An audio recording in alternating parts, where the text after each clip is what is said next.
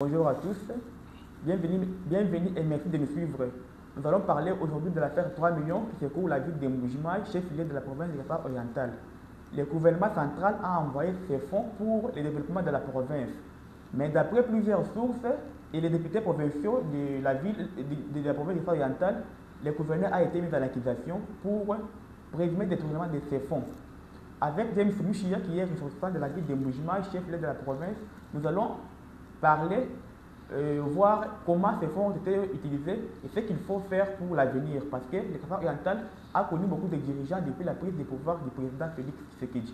Avec James, nous allons voir et nous allons parler, et aussi le gouverneur Bobo Kapo qui a saisi la Cour constitutionnelle pour obtenir son retour en province comme gouverneur, parce que maintenant c'est le vice-gouverneur qui assume l'intérim. James, merci d'être avec nous. Merci Elie, merci pour l'invitation. Merci beaucoup. Bon, présentez-vous d'abord ici, parce qu'il y a certaines personnes qui ne vous connaissent pas. Alors, je suis James Mouchia, journaliste à Actu 30 Télévision. Ça va. Avec vous, nous allons parler de l'affaire 3 millions qui secoue la ville de Mbujimaï.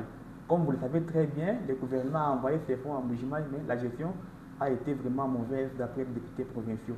D'après vous, pourquoi ces fonds ont été envoyés à Mbujimaï? Alors, on est journaliste, comme je l'ai dit tout à l'heure, et selon les informations qu'on a eues sur place en Mbujimaï, et qui est même que le gouverneur avait confirmé qu'il y a eu un fonds d'investissement que le gouvernement central a envoyé au Kasaï oriental, et ces fonds, c'est évalué à 3 millions de dollars américains. Merci beaucoup. Donc, le gouvernement a envoyé 3 millions pour l'investissement. Alors, est-ce que le gouvernement provincial dirigé par le gouverneur Bobo Kapo a-t-il bien géré ses fonds? Non, ici, on va parler des biens gérés. Parce que si les fonds ont été bien gérés, il n'y aura pas dit on n'allait pas les mettre en accusation. C'est-à-dire qu'il y a eu des dénonciations autour de cet argent qui a été donné par le gouvernement central. C'est d'abord le sénateur Alphonse Moïka Sanji qui dénonce sur ses réseaux, qui alerte même qu'il y a été l'argent qui a été remis, parce que il y a même des députés qui ne savaient pas que l'argent avait été décaissé par le gouvernement central et l'argent qui ne s'est retrouvé pas sur la ligne budgétaire. Donc, les sénateurs ont alerté et tout le monde a su qu'il y avait l'argent qui avait été décaissé. Et du coup, en précipitation, le gouverneur va éclairer la lanterne de sa population au travers d'une conférence de presse où il a souligné, je cite, que l'argent avait été décaissé et qu'il a déjà dépensé 900 000 sur les 3 millions et qu'il restait 2 100 000 dans la banque. Donc, c'est ce qu'il y a eu autour de cette affaire. Parce que d'abord, l'argent a été décaissé et le gouverneur n'a pas pris soin d'informer à l'Assemblée. Et après la dénonciation du sénateur Alphonse Moïka Sanji, le gouverneur vient faire une conférence de presse pour essayer d'établir une vérité autour de cet argent. Donc, il a parlé qu'il y a eu une partie qui a été déjà dépensée pour payer du matériel, notamment, il parlait de l'agriculture. Il y a 2 100 000 qui étaient justement à la banque au niveau je crois, il a parlé des entre Tembe ou Banque. Il a cité une banque de la place. Donc c'est ça l'histoire qu'il y a eu autour de cet argent. Mais l'argent a été bien géré. Nous, on va dire non aujourd'hui parce que c'est ça même les motifs de sa mise en accusation au niveau de l'Assemblée. Parce qu'il y a eu une équipe d'enquête, une commission qui a été mise en place au niveau de l'Assemblée provinciale pour essayer de contrôler ce qu'a fait ces montants. Alors, au niveau de l'Assemblée, ils ont découvert que l'argent, il y a eu des tentatives de détournement, il y a eu même, parce qu'il faut aller loin pour parler qu'il y a eu même des détournements, selon les conclusions de la commission d'enquête.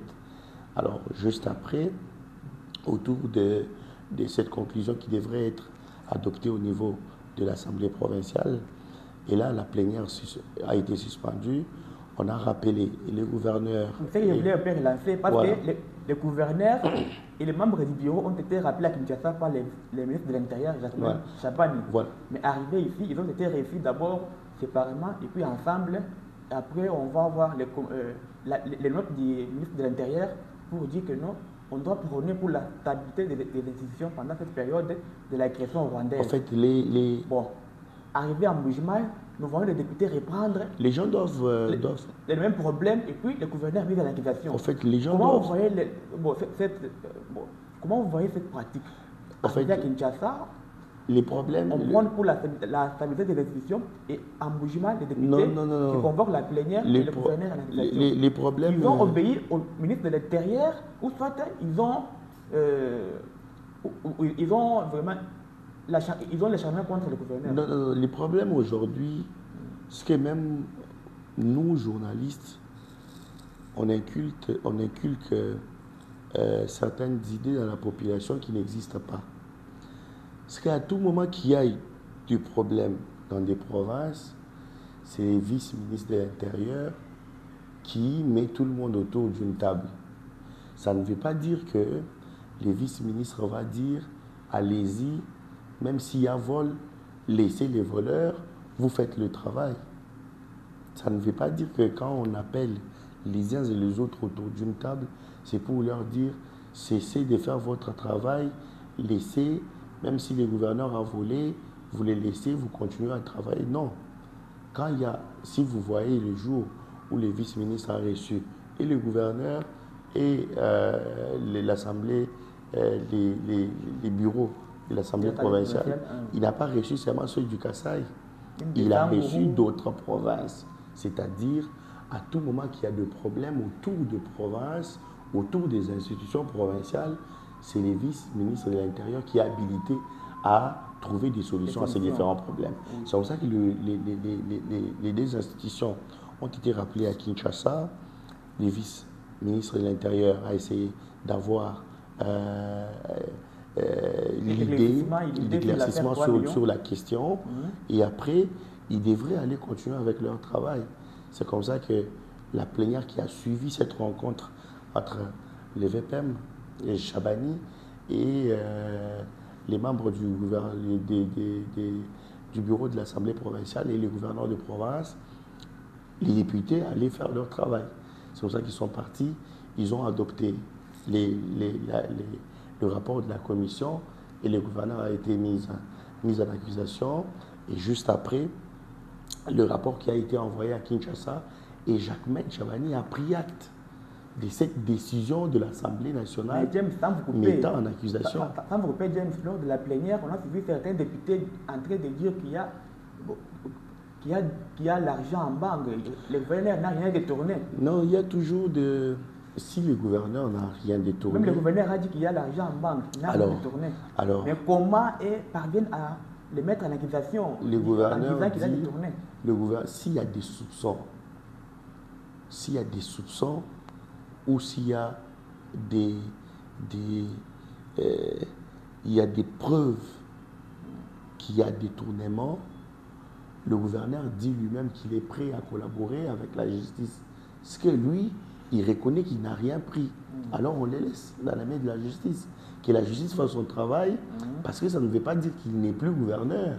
Si la justice termine son travail et qu'il trouve que le gouverneur n'a rien volé, il va revenir gouverneur de la province. Donc moi, je ne vois pas pourquoi on doit vouloir créer des petits problèmes autour de cette affaire, parce que le gouverneur est en justice. Mais il y a des gens qui disent que le président de l'Assemblée provinciale aurait envoyé une lettre au gouverneur pour solliciter 24 parcelles pour les députés.